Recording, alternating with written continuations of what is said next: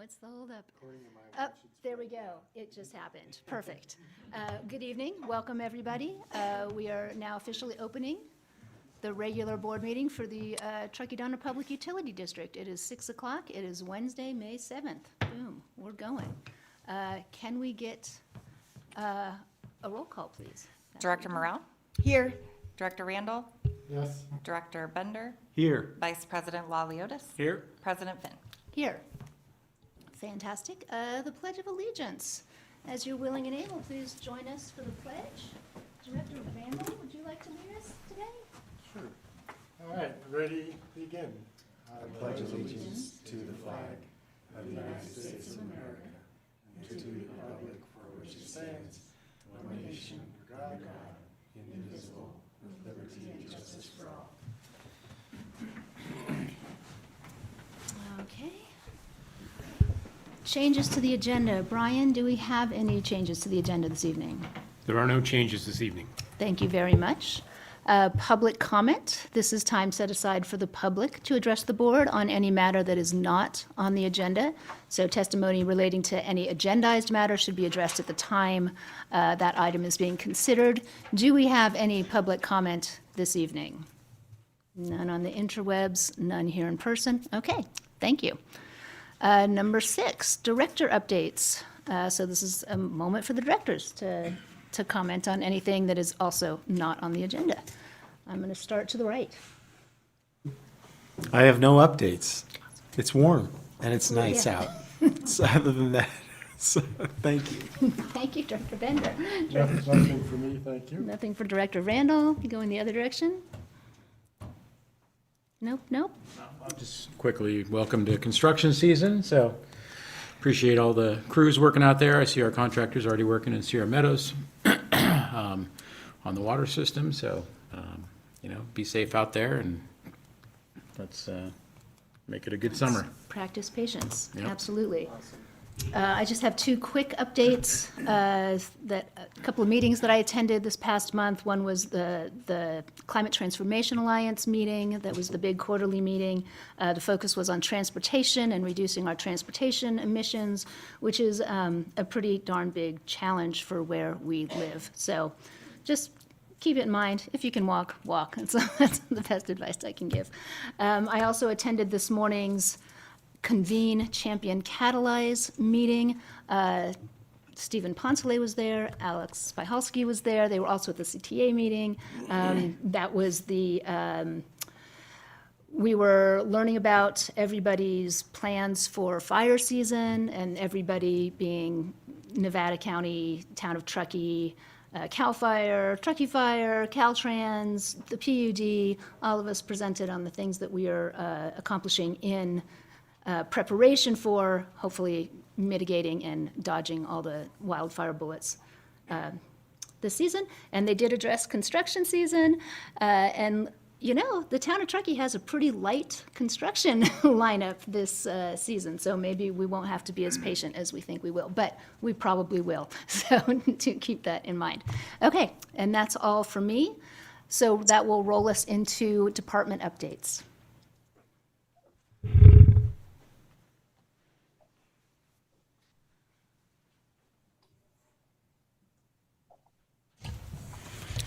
Good evening, President Finn, making sure everything's working correctly there. Tonight, we're going to start off with the graph that we're also familiar with, and we're going to just start off with, this is the production from the wells over this the month of March. And when we look at the year to year, so that would be the 25 to that of 24 March, we only see a 1% difference, virtually the same. However, when we standardize this for the running 3 years March, we see about a 6% reduction. So we're going down a good path. We're happy to keep saying that it's going down, down, down. Yet you're going to hear later our sales are about the same. So that means that we're able to start capturing more of the non-revenue waters potentially. So we're going to talk a little bit more about non-revenue water here in just a second. We also wanted to welcome Kenny, and make sure I say this correctly, Swenson and Luis Aguilar to the department. They're both going to be summer helpers this year, and we're really excited. They've already been here and had a few days to get used to the crew. So we're welcoming them and excited to have them here. As was denoted earlier, construction season has begun. So we're going to talk just quickly about some of the different capital improvement, and then we're going to talk about some of the different groups within the water department, what they have going on. So the very first one is the pipeline replacement. As was denoted earlier, we have already started the job over there on Starpine and Sierra Meadows. And they're making good progress. They're moving along. They're fighting a little bit of groundwater, but things have been going great out there.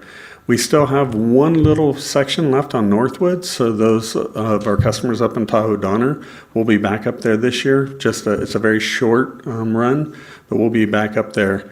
6170A, so that's the tank that's over by T&T Concrete. We did a tour over there, the Joe Aguirre pump station. So that would be of the two tanks, the older of the two tanks, or the original tank that was up there. So over the past roughly 17 years, we have not been able to take that tank out of service because we didn't have the redundancy that we needed. Due to the expenditures that you guys approved, we have now built 6170B, and we're able to take 6170A out of service and do a coating system and some much needed just preventative maintenance or proactive maintenance as we're moving forward. So we're very happy to report that it's such a vital tank in our system, and so we're happy to say that we're going to be taking care of that asset. The last one on the capital side is well 20. We've already pulled that well. We're waiting at this point just for a pump. The pumps are taking a little bit of time to get, but once we have that, we'll be able to move on with that. We always try to do 2 wells per year, so that we keep them on a very regular cycle so that we don't have to take them out of service. We get to take them out when we want to versus in the middle of July 4th or something of that nature. So that's something that we have going on. So we're going to jump into the groups within the water department, and I'm going to start off with the operations. And so I'm going to spend a little bit of time on clay valves here in a second. So I'm going to kind of just gloss over and say there's going to be several clay valves that they're going to be rebuilding, as well as we brought the summer wells. So we have irrigation wells also. So we have the potable and then the irrigation side on a little bit earlier than normal. Typically, we don't bring these on until about end of May, beginning of June. But the customers that these support have requested that the water be turned on. So just kind of let you know, we're moving that up a little bit this year. Distribution. So obviously the valve turning is extremely important throughout our system. It helps us to keep any sort of outages that we have to a much smaller area. So they're doing a lot of valve turning, but they're also doing a bunch of valve upgrades over in the Olympic Heights area. So in order to facilitate better water quality and help in the maintenance of the system, they're going to be adding a handful of valves out there in the Olympic Heights area, as well as fixing some of them that are a little bit old, which is going to be a lot of work out there in the Olympic Heights area. Meters and water loss. We're going to be doing a quite large meter exchange program out in Glenshire. So this is going to be the meters and MTUs, not just the meter or just the MTUs as we've done in the past. We were able to do kind of a little bit of a test out there and see what we were losing, and the percentage of water loss was just starting to grow a little bit. So it's one of those things of the time was right. Per the capital improvement plan, this is when we should be replacing them. We don't want to do all roughly thousands and thousands per year, so we're trying to keep it at smaller chunks per year. Leak correlation. Last year, you guys have authorized the purchase of acoustic leak detection, which goes onto the hydrants. We're happy to report that we've been using it. They are 6 for 6 on finding leaks, and the majority of those leaks never surfaced. So we would have never found them. We would have had no idea that they were even going. One of them out in Prosser Lakeview area, one of the customers told us, we always had a creek next to our house, and ever since you guys fixed that leak, the creek disappeared. I'm like, well, sorry about that, but so obviously with every leak that we fix, not only is it a reduction in pumping cost and because this is non-revenue water, but it also helps with greenhouse gas reductions and different things of that nature. So we're very appreciative of the authorization that you provided us last year. Water loss dashboard. We've been working with the IT department and trying to put together master meters. So that would be, for example, the one I'm going to talk about tonight is over in Donner Lake. We have a meter that meters everything going into Donner Lake. Then we're able to take the customer meters and look at the delta or look at the difference between what was going in versus what was there. We started noticing late February that we started seeing non-revenue water, or the gap going up, meaning we were pumping more water into that area than what we were seeing being billed. And it just continued to grow. Well, for the residents that are out there, they know how much groundwater is going on right now out there. And so it's extremely hard to find. But on Monday night, we were able to get a call from somebody that said, I hear water running underneath my neighbor's house who's not here. We went out and investigated and found out that it was fully going. The pipe had completely broke. We're guessing about the same time, but unfortunately the meter was not capturing the use that was happening out there. So this is it was a kind of a double whammy that we had going on there. And normally the high flows are not our problem, but it really helped us to have a lot of faith in the model that IT department has been building for us, to see that we saw this start happening. We were able to find something. We've also found a few other smaller leaks out there because we've really focused on that area and we saw that going up. Water quality, we have our lead and copper this year. So lead and copper is a little bit different than just our normal. They got to do they need to perform what's called a first grab, meaning the customer themselves will actually take this sample from their house very first thing in the morning before you shower, before you do anything. So it's one of those, it takes a lot of customer involvement. It's a lot bigger project on the years that we have this. This is not something that we do every year. And then we have all of our typical testing. So I said I was going to talk about clay valves. So I'd like to just take a second and talk a little bit about some of the different, what are they first off? Why do we have them, or what do they do for us? And what maintenance are we doing on them this year? So our first thing is what are they? Clay valves is actually a name brand. And so originally, I was thinking like Kleenex tissues, but I think a better example that was pointed out to me earlier was Crescent wrench. Crescent is actually a brand as well as a crescent wrench. So a lot of times what we call it is just an adjustable spanner wrench that's there. So clay valve is kind of the same thing. It's become the industry standard. A lot of times we call any globe valve or something of that nature a clay valve, even though they might not necessarily be that brand. Within our district, we have standardized on them. What do they do? So that would be the next question I'd have for you. And just quickly, they can do unbelievable amounts of work for us. They can do pressure reducing, meaning the pressure comes in at 150, which would be too high for our customers, and would leave at a much more manageable 60 or something of that nature pressure. They can also do pressure sustaining. They can do anticipation for surges. They can do all these different things with the exact same bodies, but all we have to do is change this pilot that you see right here or right here. And by changing that one simple thing, it's kind of like the brain of what it is, for lack of better words, but there's no electricity to this. They all work off of mechanical principles. So it's a great asset for us. We don't have to run electricity to all the vaults in the middle of the street and different things of that nature. So what do we do to them, though? That would be the next question. I think you guys might be, because you're going to see quite a few expenditures coming through that are going to be denoted with clay valve.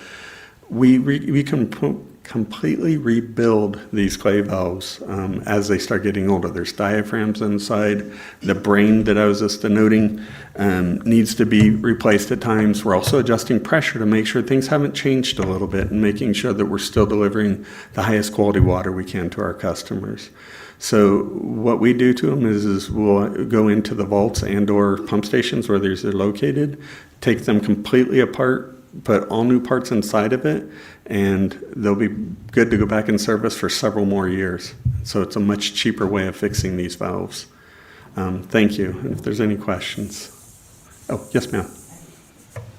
I have a question. How many clay valves are in service? How many? Is it just one, or are there multiple? Probably, I don't have the exact number, so I'm going to kind of shoot from the cuff, so to say, but I'm going to guess that there's probably at least 150. Okay. I didn't have any idea. And again, so. we have a spreadsheet that keeps, or what's actually a database that keeps them all, so I can give you an exact number, but not right now. I'd be But it's guessing. it's not just a couple. Oh, They're no, scattered no. all over. Okay. Yeah, yes, ma'am. Okay. Perfect. Thank you, guys. Thank you.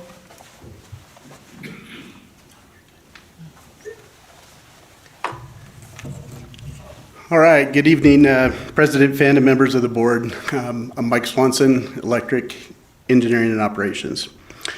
So tonight, if I can get to the right slide here. Whoops.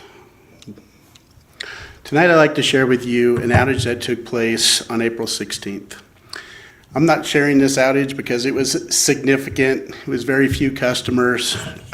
Is why I'm really sharing this outage with you, is there's ways to mitigate this type of outage. And I'd like to share some of those items with you. The outage took place on the west end of Donner Lake. It impacted 69 customers. Weather was good that day. We had 45 minutes from the time we got the call to the time it was restored. That's travel, that's assessment, and that's re-energizing. So that's very good. Next slide is the cause of the outage. You either love these critters or you don't like them. If they get in your attic and they're on our power lines, you might not like them so much. If they're running around your neighborhood, yeah, that's great. This is the incident pole. And I'm going to try and be the first one to use the pointer here. On this pole, we have a steel crossarm, wood pole, and these conductors are bare conductors.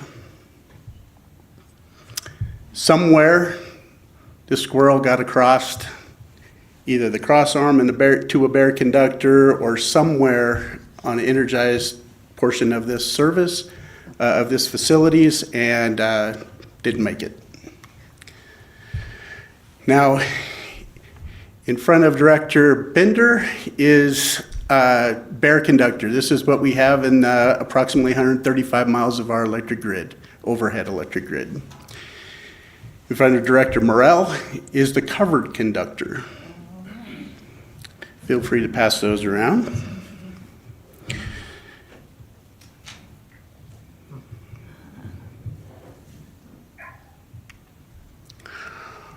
Okay, so why is this important?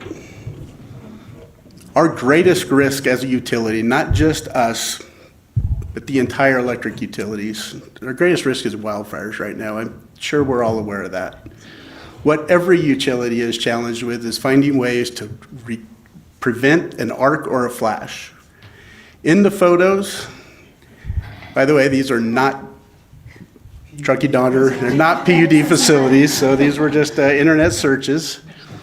So that top right photo, you can see there's a tree branch across two conductors. Causes an arc. Sometimes it'll just sit there and burn. A ember will fall to the ground. On the picture in the middle, that's a picture of a bird nest. Raven, crow, hawk made contact with the bare conductor and the wood pole. Caught fire. The next picture is meant to depict that wood poles, wood crossarms are flammable. Now, is what myself as well as the electric team is very excited to introduce is a pilot that we're going to be doing on Northwoods Boulevard for risk mitigation. We're going to be installing covered conductor. This project, by the way, is in design. It's going to be designed to install covered conductor, composite or fiberglass crossarms, and ductile iron poles. Our neighboring utilities have been using covered conductor for quite some time, with strong results in both wildfire mitigation and system reliability. In the coming weeks, we are sending employees to Bear Valley Electric Service, a public utility approximately our size, to see their progress on installing covered conductor. This week, we have employees attending PG&E's 2025 Utility Wildfire Mitigation Conference. The team is learning how other utilities are addressing wildfire mitigation. This project aligns with what other utilities are doing in similar geographics as to what we have.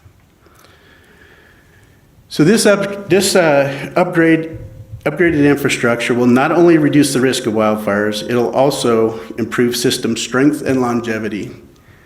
Typical wood pole lasts between 30 and 50 years. Ductile iron pole, 75 plus years. Significantly reduce the arc flash incidents. If it's covered and a tree branch crosses, high likelihood nothing's going to happen. And to tie this all together with that outage that I originally spoke about, it's going to help us reduce the frequency and duration of outages that we experience on our grid today. So that little squirrel most likely would have survived. With that, I'd be happy to take any questions. Thank you. Board members, do you have any questions? That was interesting. I think it's great too. Yeah, go ahead, Director Morrell. I have a question, actually. You do have some, yeah, and I will have some I questions. always have questions. You're good. So I noticed that this pilot program is part of the consultant kind of fee schedule that we have that's in our board book. And so is this upgrade, is it part of reserves or, it's a new so where's the funding for this coming from? Yeah, so we had money in wildfire mitigation, for wildfire mitigation. We kind of shifted a little bit from replacing poles because of age to doing this project. So I think there's a lot more impact that this project will have and future projects as we build our 26-27 budget. Great. I think it's all great. I was just sort of curious where Yeah. it was coming from and funded. Yeah, no, Thank you. it's all funded in this year's budget. Great. I have just a quick question too, sorry. Are any of our conductors currently covered conductors? We do not have any covered conductors in our primary distribution system. We have covered conductors for our secondary and services, but not our primary distribution. Okay. I'm assuming the iron poles are quite a bit more expensive than the wood poles, is that? Not as much as you may think. So it's, Keith, like $800 to $1,000 more? I want to interject here real Yeah. quick. We didn't formally agendize this item for public comment, and we do plan on bringing the Okay. pilot program for an agendized item, and we can talk about the fiscal impacts and some of I'm the. happy to save my questions Yeah. until that time. That's what we do have a more developed presentation that we'll bring to the board for consideration and approval of the expenditures in the pilot program itself. Great. I look forward to fewer squirrel situations. Thanks. And we do want to offer an opportunity for the communities that we're going to install these to have public comment and feedback. We're going to have some outreach there as well. Great. I look forward to all of that.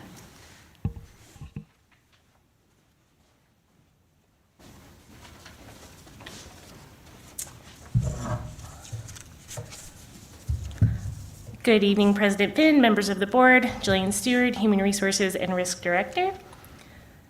We wanted to start out with congratulating some internal promotions we had this week. Casey Chavez was promoted to electric foreman, and Josh Lubay and Kyle Whiteley were promoted to lead lineman. So congratulations to them. Last week, we had the opportunity to have Truckee Fire out to do a burn kit training with us. Each of our line trucks are equipped with a burn kit that allows our linemen to respond in the field immediately to burns. And with us upgrading those kits, we asked Truckee Fire to come out to do a training, which included reviewing the contents of the kits and how to use them. The training emphasized initial response steps, wound cooling, pain management, and when to escalate to emergency services. Training was well received by staff, and we appreciate Truckee Fire's partnership in delivering this valuable safety training. Next up is our core value recognition. James Flowers is a water service technician. He won this last month for safety. James is also a member of the safety committee and recently brought to the committee meeting a concern with a piece of equipment in the pump house. James was very thorough in his explanation of what the issue was, even bringing in a part for the committee to see. He also came with a recommendation on how to avoid this in the future and provided follow-up at the next meeting on what was done to resolve the matter. Other members of the committee really appreciated James' efforts and the value it brings to the safety committee and wanted to recognize him. So great job, James. Clayton Wise, he is also on the water team as a foreman. He won for accountability. Clayton Wise is being nominated for his accountability in his roles as a water foreman. Clayton has taken initiative and ownership in the planning and preparing for the upcoming summer workload and projects. Clayton's accountability is a demonstration of his leadership and setting his team up for success. Way to go, Clayton. And this was our recap of our events this last month. We celebrated Earth Day. We have an annual celebration. I think this is our third one where we do a clothes swap with TDPUD logoed gear. We plant our salsa garden for future summer potlucks, and also kind of do a refresh of our indoor plants with soil and fertilizer and whatnot. And this year we added a chili cook-off, and the district clerk's department took home first place and second place. So way to go, district clerk. Thank you.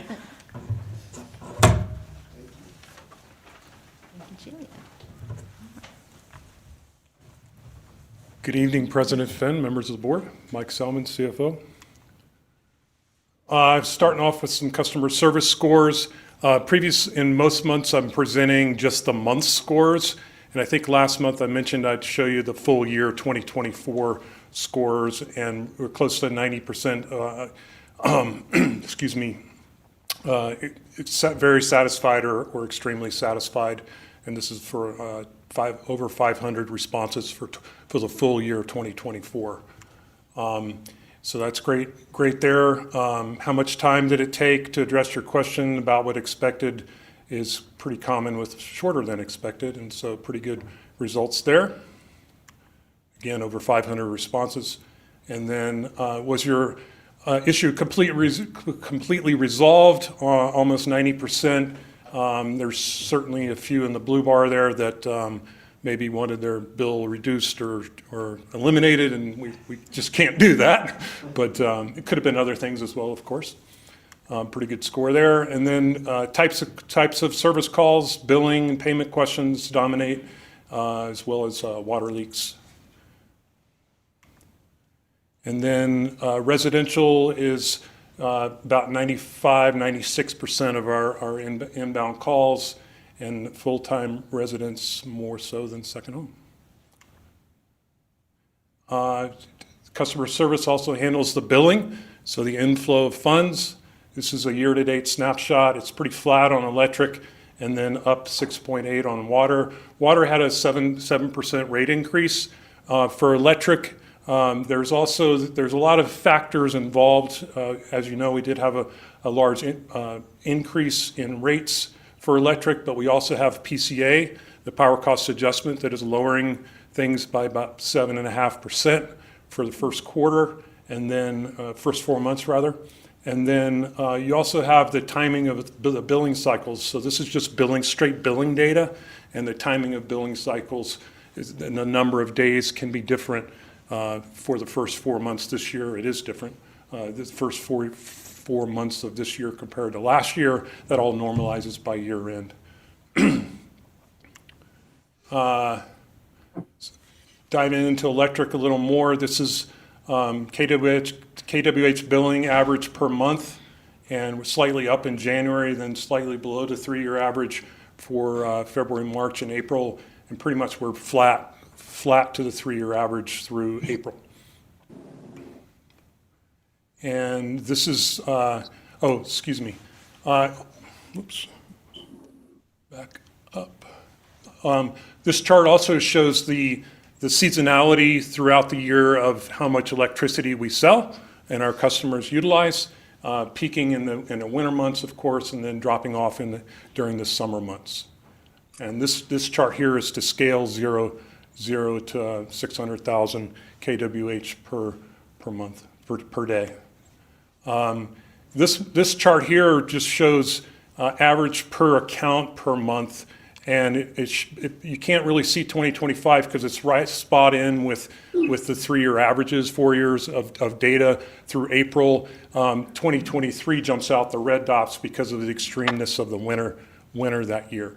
And then this chart's not quite to scale, so it's not as dramatic in the summer months versus the winter months as shown on the previous slide, but it's a little bit different scale just so you can see the nuances.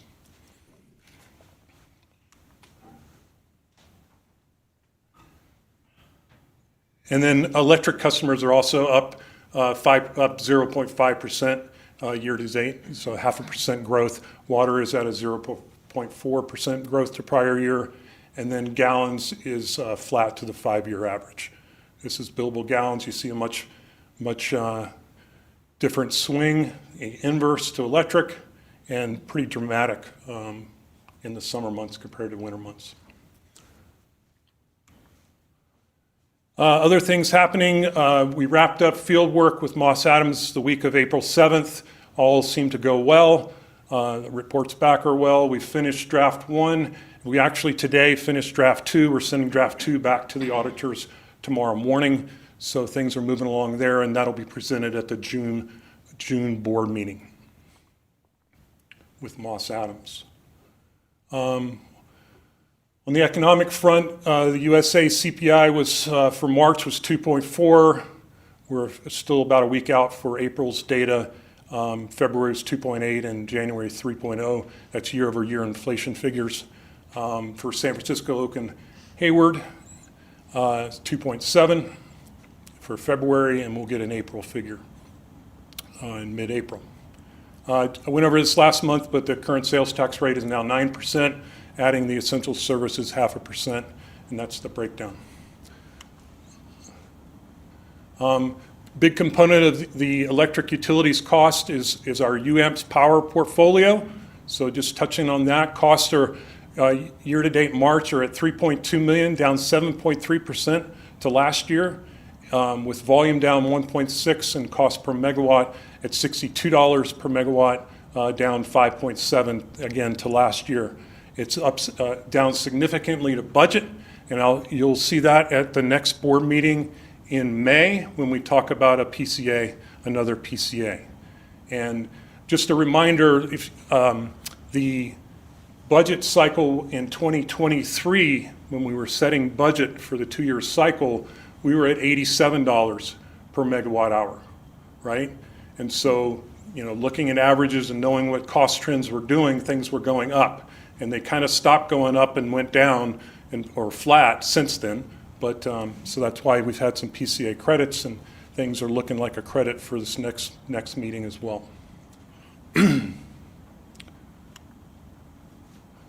That's the portfolio mix year-to-date March, down 1.3 to 2024, and down 2.7 overall to the 3-year average. And diving in just real quickly on the by component, this first one here, it's a little bit small, my apologies, but the blue bar, that's Horse Butte. Horse Butte has been performing very well with strong winds, and as well as right here is Stampede. Stampede, small hydro, has produced a lot of energy for us for the first 3 months. And then the Murray landfill natural gas fell off, and we've made up some of that with Nebo, the portion of that with Nebo and Pool. And then those are the main things I wanted to point out there. On the economic front, gasoline, particularly in California, is in the news. There was a refinery that closed in LA, or that's closing very soon, Phillips 66. And now Valero in the Bay Area has announced they're going to close in April of 2026. So that's at least 7 refineries in California. The news article I read this morning predicted by mid-summer next year, $8.50 a gallon, if the closure does happen. On the left of this chart is Guess we're walking. we're using an EV. This chart's a little bit confusing, my apologies, but the orange bar is USA prices, and on the left, to the left of that vertical bar is just March 2020, 21, 22, 23, and 24. And then on the right of that vertical bar is December, January, February, March, and April of 2025 through 2025, just to get everything on one page. But and then the dots are the spread between the USA and California. We're currently almost at a $1.50 spread between the USA and California. That is somewhat coincidental. That's also the amount of extra taxes that California has on fuel. They're not exactly tied together, but it is interesting that they're very similar. So Nobody knows where it's headed, but that's the trend. Economically also, the California unemployment rate. I like this chart from Fred, and the vertical shaded bars are official recessions according to the federal government. The blue line is California unemployment rate, which is currently 5.3%. You can see the COVID pandemic spike, and you can see other spikes in unemployment at and during a recession.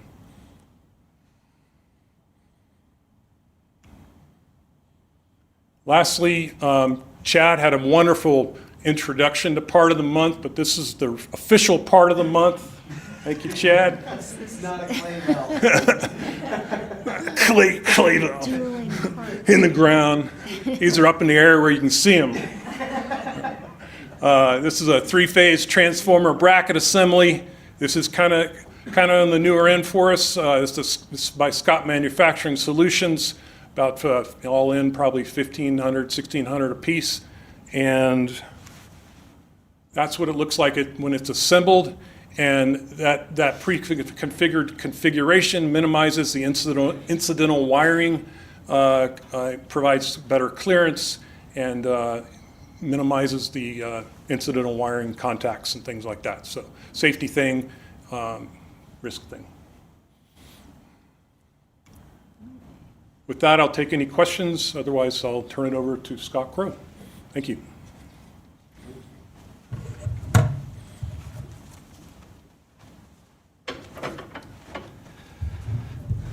All right. Good evening, President Finn, directors of the board.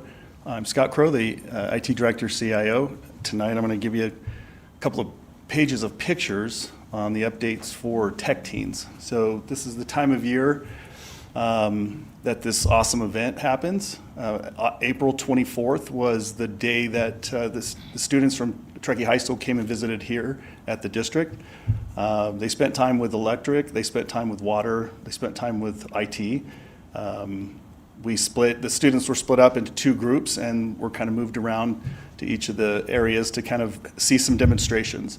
So this one's a picture of some of the water stuff. As you can see, there's they were showing some of the technologies around water leak detection, and you can see some of the students there kind of participating, asking questions. The bottom picture down there, they're being shown the water SCADA system. So you can't see the screens, but they're looking at the wall, which is screens on the wall that show the actual SCADA system and how it operates and how different things work in that particular system. This is pictures from the electric portion, and in this portion, we had a couple of linemen, electrical engineer, basically showing demonstrations on a more advanced demonstration on the learn or burn, which you can see some of the assemblies that are put together there. There's a big arc, and it's kind of showing what would happen if like an animal, touched the actual wires and whatnot. In those demonstrations as well, we showed the advanced metering infrastructure as well to kind of show how the meters can show where there are outages when different things happen. In these presentations as well, the students were involved with engaging with the linemen and the electrical engineering group to talk about pathways to careers. How do you get there? How did these guys get there? What was the education that was involved? What does it take to actually get there? Also, we did that with the water group as well as in IT, where at the end of the day, we discussed different positions in IT, what those roles and responsibilities are, what they do, career pathways, just so they kind of know where to go. I can tell you, I wish that was available to me when I was in school, because I may have been a lineman today. I'll be honest with you, that's pretty cool stuff. It's pretty cool stuff. So yeah, that's pretty much it in a nutshell. I do want to thank, there was a lot of participants here at the district that performed demonstrations, helped with the administration portions of it, so I really want to thank everyone that was involved with this tech team, as well as all of the other agencies around that participate as well. This is a really great program, and I hope it continues for a third year as well, so thank you. Love Can I ask one question? Is that okay? On the tech teens? Can I? Just because we're on the topic. You can. How do students sign up for it? Or is it part of a class, like the engineering class at Truckee? How do they? Yeah, so it's a part of the high schools, and so they actually ask for students' participation. They actually apply for it, and then they're chosen through their mechanism at the high school. I think this year there was 20 students this year that came around, and they're really involved, to be honest with you, which is a lot different than I would expect, to be honest with you. They were participating, asking questions. They seem to be really interested. So, Yeah, great. Thank you.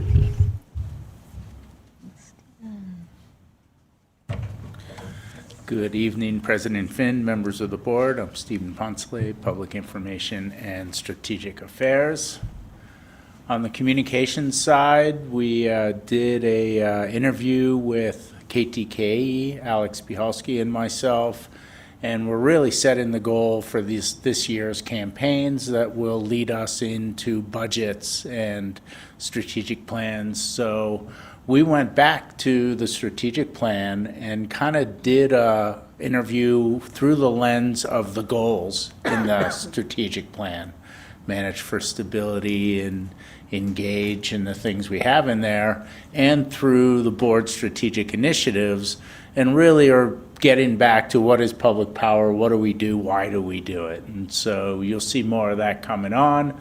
We are promoting the district's annual Carbon Bingo event, and I think they'll be drawing the winner for that at the Truckee Cleanup Day, where we'll have a presence. And then we have a great monthly newsletter that we've been doing for a couple years, and they kind of rekindled that team because we really want it to be grassroots from staff, and that is continuing and moving forward. Myself and Mr. Carpenter did attend the Northern California Power Agency and Northwest Public Power Association Federal Policy Conference and Advocacy event. That was last week. Almost 60 participants, and because the two agencies do it together and bring in California and the Northwest, we actually have 6 states, 12 senators, over 50 members of Congress. So we have access and influence when we go back there and use one voice. It started with a full day of conference and then followed by 3 days of meetings on Capitol Hill and with key regulatory agencies. First day was the conference part, and lots of discussions about what's going on in the Capitol and with politics. And then that evening, we had a presidential historian, Douglas Brinkley, speak with us. And interesting to look at the last 100 years of presidential power and tariffs and executive orders, and none of that's new, and obviously in the news today. Second day, last 3 days were meetings on the Hill and with key regulatory agencies. On the left, that's the Department of Energy. We met with their grid deployment office. Middle top was the office of Congressman Kiley, and we weren't able to meet with him. He was on the floor voting, but we met with his chief of staff and talked about the board's federal cuts resolution on forest health and wildfire safety. Talked about muni bonds and elective pay, which is a big issue in DC, and then hydrogen for the NCPA members because the $37 million that they were awarded is at risk. So they're fighting for that.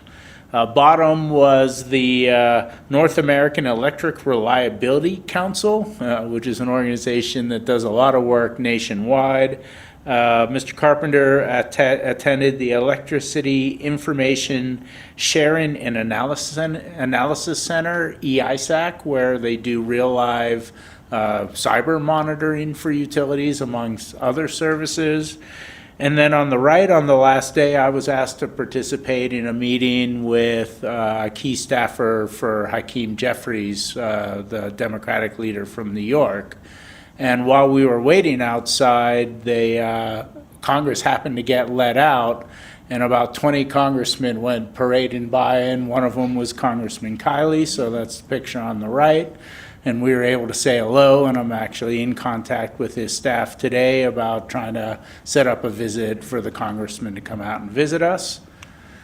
And then I'll pass it on and end here, but about a month ago, staff were at the California Municipal Utilities Association's annual meeting, and the general manager was asked to participate on a panel talking about natural disasters and emergency response, and was up there with the head of Florida Public Power, who's dealt with the massive hurricanes in Florida the last few years, Los Angeles Department of Water and Power, who dealt with firestorms just a month ago, and the head of the California Office of Emergency Services. And I will pause there. Thanks, Stephen. Just to kind of wrap up the updates for this month, I want to go back a little bit with the Tech Teams discussion. It's a great program that we've been participating in, started last year, and it really has a good nexus to the scholarship program that the board approved, the Truckee Donner PUD's first annual scholarship program.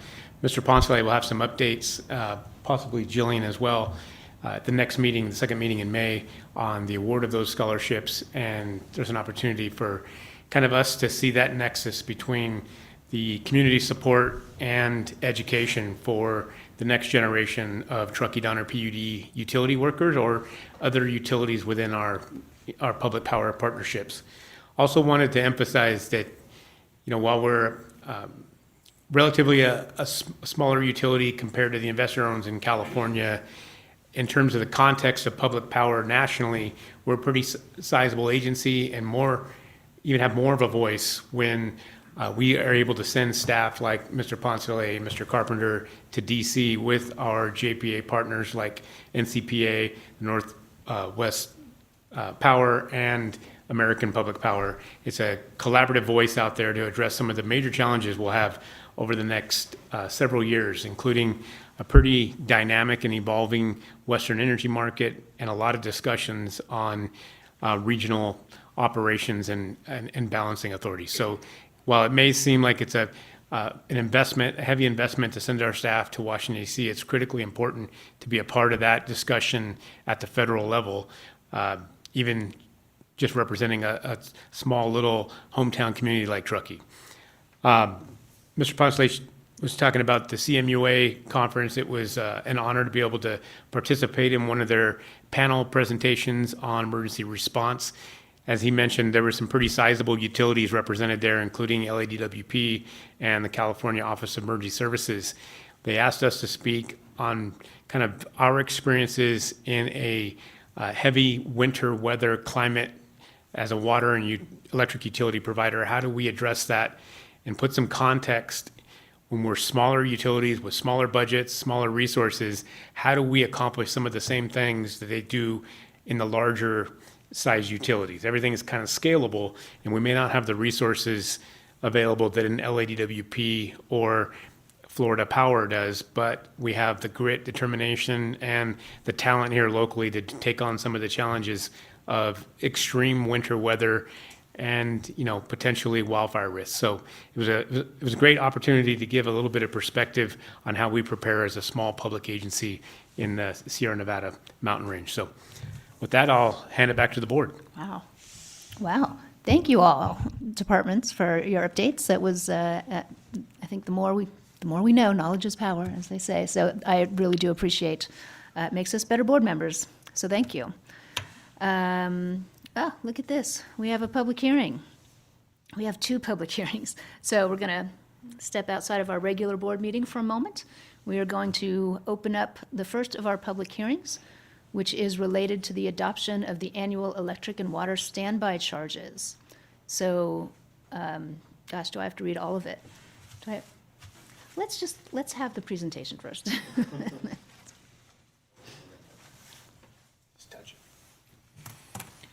All right. Good evening, President Finn, members of the board. This is public hearing item number 8, consideration of adoption of the annual electric and water standby charges.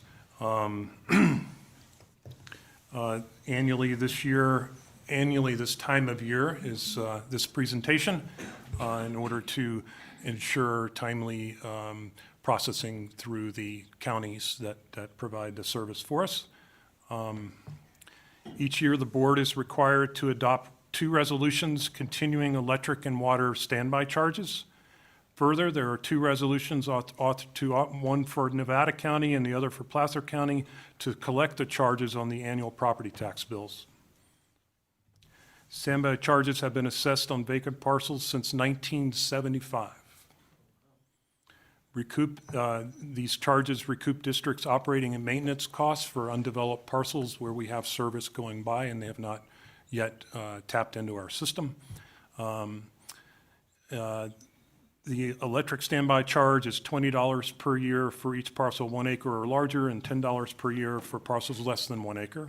The water standby charge is $80 per year regardless of size. This public hearing was set at the April 3rd, 2025 regular board meeting and advertised in the Sierra Sun local newspaper on April 11th and 18th of 2025. The district standby rates have not changed in many years. No changes are proposed at this time. Specifically to that point, California Law Uniform Standby Charge Procedures Act. So we're not the only utility with standby charges by any stretch, and there are some laws specific to that.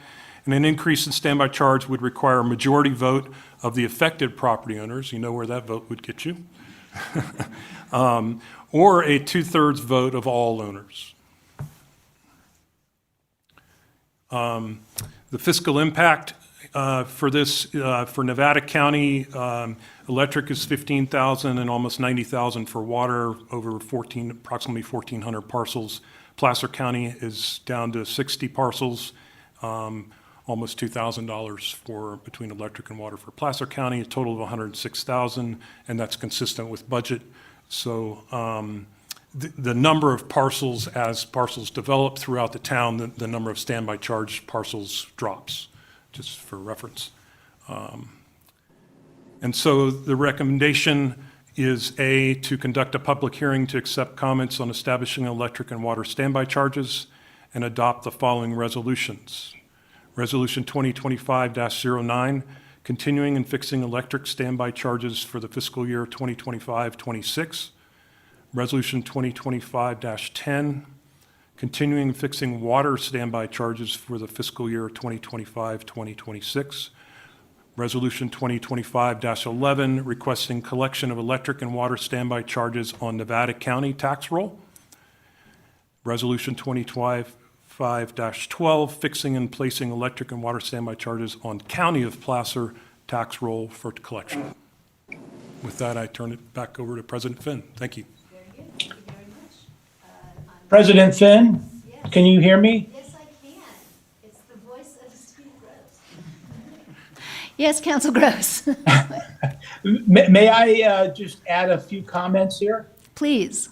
So just to provide a little further history and context to Mr. Salmon's presentation.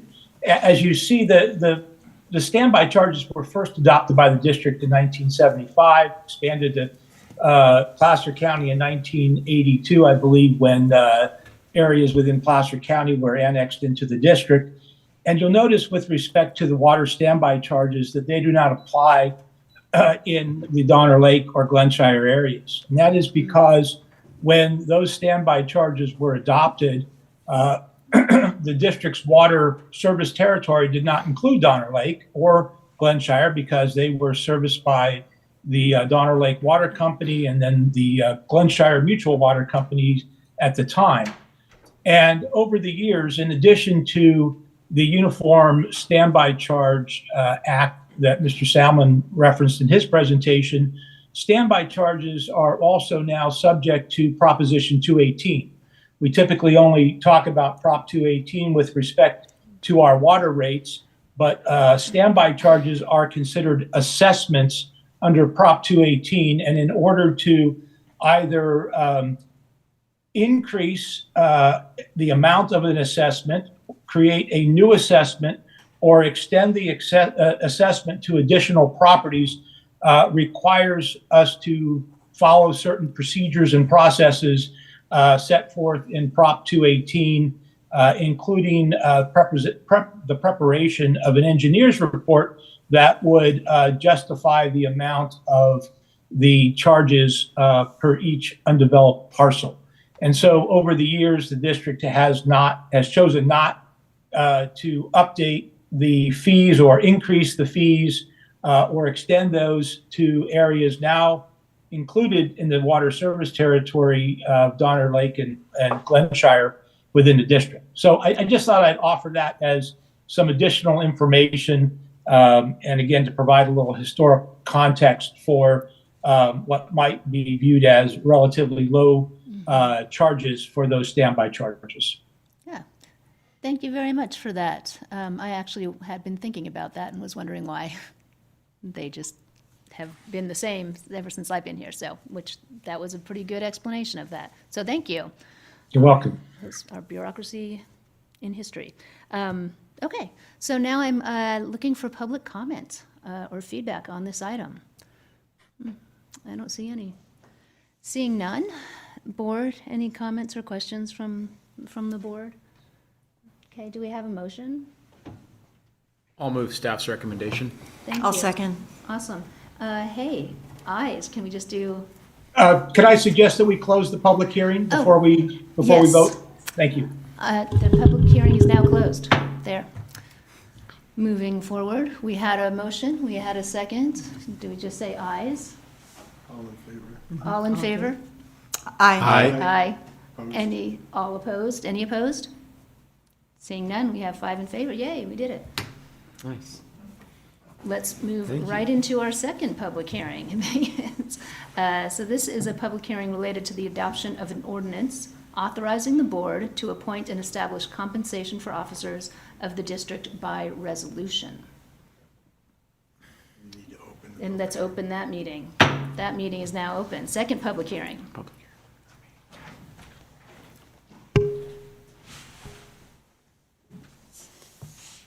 All right, good evening, President Finn, members of the board.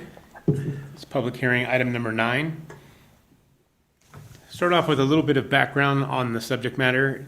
It is, as you all are aware, it's the board's purview to conduct public hearings.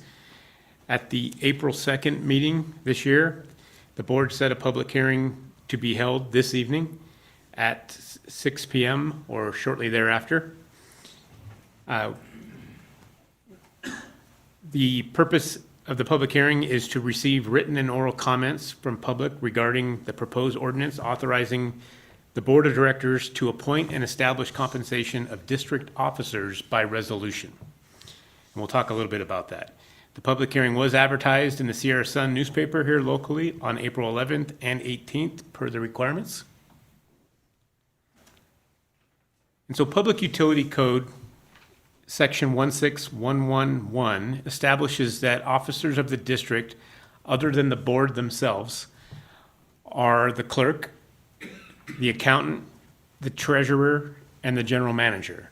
And currently under district code, there's also a provision here for our agency that the general manager also serves as the clerk ex officio of the board.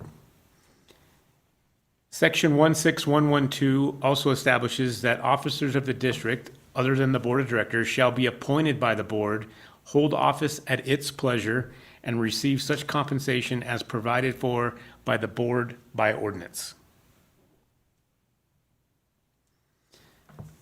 Staff is recommending in this to the board, and the purpose for this public hearing, staff is recommending the adoption of a new ordinance to include important clarifications and efficiencies to the process related to appointment and establishment of compensation for the officers of the district, by permitting the board of directors to make future adjustments via resolution rather than ordinance. This transition to resolution will offer further clarifications to the process, some simplicity. It'll maintain the same level of public transparency, the intended integrity, and all the provisions of the public process. Also providing opportunities for efficiency and timeliness in circumstance where that's needed. And I can talk about a couple of examples in terms of the appointment and establishment of compensation of officers where you might have transitions that come in place. Rather than having to go through the ordinance process, the board would have, if this were to be approved by the board and adopted, would have the opportunity to make those appointments and compensation established through resolution. I do have a copy of the resolution this evening. It was included in the board packet and is available in print copy here for the public if necessary. I can forego reading through it if the board wishes, or I can read through it. I don't have any desire to hear you read through it. I read it. Thank you. Board seems fine. There's no direct fiscal impact with this ordinance. It's simply a procedural matter, so there's no direct fiscal impact. Any future fiscal impact associated with compensation for officers will be addressed at the time the board considers either a resolution if this ordinance is adopted or in future ordinances. Okay. The recommendation this evening, A, is to conduct a public hearing regarding ordinance number 2025-01, which you have opened. And B, adopt ordinance number 2025-01, approving the process for appointing and establishing compensation for officers of the district. And I'd be happy to answer any questions you might have. And Okay. Mr. Gross is still online if there's any legal questions there. Okay. And now we can see where the voice was coming from. Very good. Thank you, Brian. I'm looking for public comment at this public hearing. I am seeing none. Board, I was going to say, do I have to close the meeting before the board discusses? Okay, seeing none, I'm going to close the public hearing. Brings it back to the board. Does the board have any questions or comments on this item? I do not. Okay, do we have a motion? I'll move general manager's recommendation. Do we have a second? I'll second. Okay, all in favor? Aye. Aye. Any opposed? No? Okay, very good. Thank you very much, everybody. Let's very slowly page to the consent calendar. Do we have any public comment on consent? Seeing none. Board, any comment or questions on consent? No. No? Very good. Do we have a motion? I'll move the consent calendar tonight, items 10, 11, and 12. I'll second. Very good. All in favor? Aye. Any opposed? No nays. Okay. We are just trimming time. Workshop. We have a workshop. Item number 13 tonight. We are considering review of the district's 2024 Water Utility Annual Consumer Confidence Report. There we go. And here we have Mr. Reed again. Good evening again, President Take it Finn and members away. of the board. I have the opportunity to present the workshop item number 13, which is the 2024 Consumer Confidence Report for both the main system and that of Hirschdale. So the very first question before we even get into this is, why is this not an action item? This is a workshop. Just to kind of put it was scheduled correctly, and the consumer confidence reports are required by law for us to report, or for us to submit these by July 1st of each year. So we appreciate the input coming back, but we're going to have to file these reports no matter what. So this is why this is a workshop versus that of action item. So let's do a little bit of history for a split second here. Let's take a step back. So back in 1969, the Safe Drinking Water Act required that all public water systems supply one of these reports annually to their customers that will cover several different items. So one of the things that it's required in there is that we go over where do we get our water, or the source of our water. The second is some of the different contaminants that might be in there, some of the different constituents that are possibly going to be there, and what are some of those health effects, as well as if there's any new regulation or any new policies or procedures that have come up throughout that year will be also included in there. So as was denoted, there are two systems within the district. So we have the main system, or the bulk of Truckee, and then we also have the Hirschdale system, which is a much smaller system out in Hirschdale, obviously. So The State Water Resource Control Board requires us to present or to have this report to our public or to our to the customers of the district. I don't want to use constituent too many times here. To our customers by July 1st of each year. So there's been one kind of significant change that's happened in this from the beginning in 1969 to current, and that was in 2012. The State Water Resource Board changed how we can give out the actual information to our customers. Historically, we would have put it in the bills, and the entire report would have gone out with the bill and to every single customer, and it was a significant cost that was associated with this. Since 2012, they've prescribed what's called a one-click. And the one-click means it has to be on a specific spot on our webpage, and they have to be able to get to it in one click, essentially is what that means. But however, when we do this, we do not have to send them a paper copy to everyone throughout the entire district. But they will all have access to the Consumer Confidence Report. So let's dive into the actual report for this year. We have prepared both reports for the State Water Resource Control Board. They were included in your packets, and you were able to review them prior to this. There was no exceedance of the maximum contaminant level or the MCLs throughout the system during this reportable year. We haven't had one in the past either. I don't want to make it sound like, hey, this year, but we've had really great water quality here. So we were able to continue on with that track record of no reportables. We plan on putting the notice of where this is going to be, or the URL rather, with the bills in May. It'll go out as on the memo field there as to that you're able to see this. And then we always have a few customers that aren't as internet savvy, so to say, and we'll have a few paper copies that we're required to have on hand. So if a customer that would like to see this and they do not have the internet, they can come by the office and we'll have them at the front counter. Something that's come up in the past that I think it's important to cover is not every constituent is tested every single year. So we're very fortunate that we use groundwater, and groundwater is very stable, so to say, or you don't see a lot of swings in the water quality that's associated with it, whereas you would more like a surface water or something of that nature.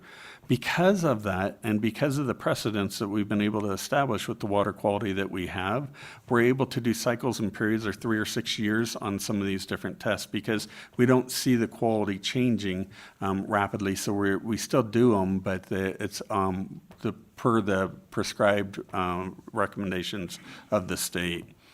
So all samples were taken by the proper protocols, and they were tested in a state-certified lab. Another question that we're asked often is who does the sampling? Our internal staff, who are state-certified operators, take these samples, and then they are processed, and we have a third party that actually reviews everything and goes and processes the samples. So the physical impact, before I get into this is included in our annual budget, but we do this internally. A lot of other agencies do not do this internally, and this is a significant cost savings that we're able to realize for our customers by doing this internally. And our water quality technician that we have takes care of this for us each year, and it keeps very meticulous records as we go forth. I know that's not part of the physical impact, but it is part of the physical with regards to the savings that we're able to realize there. So our recommendation for tonight is to review the Truckee-Donner Public Utility District's main system and Hirschtel Systems 2024 Water Quality Consumer Confidence Report and provide feedback to the staff.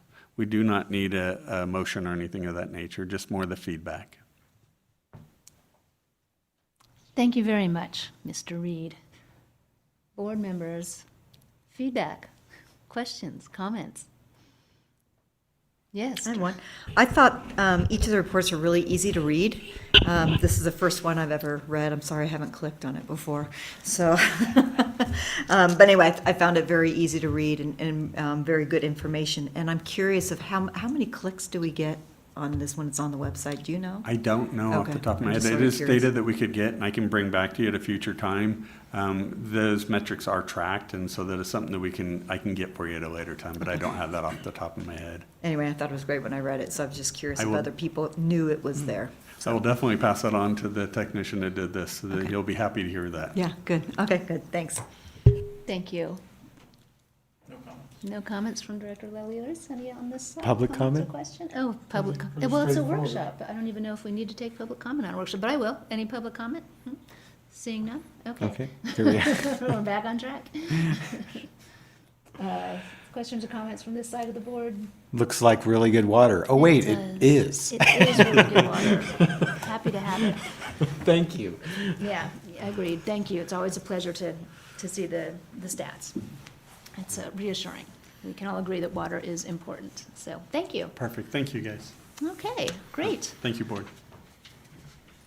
And I believe that ends all of our regular open session items. We will be retreating into closed sessions for items 14 and 15 as delineated on the agenda. So, this is on pause.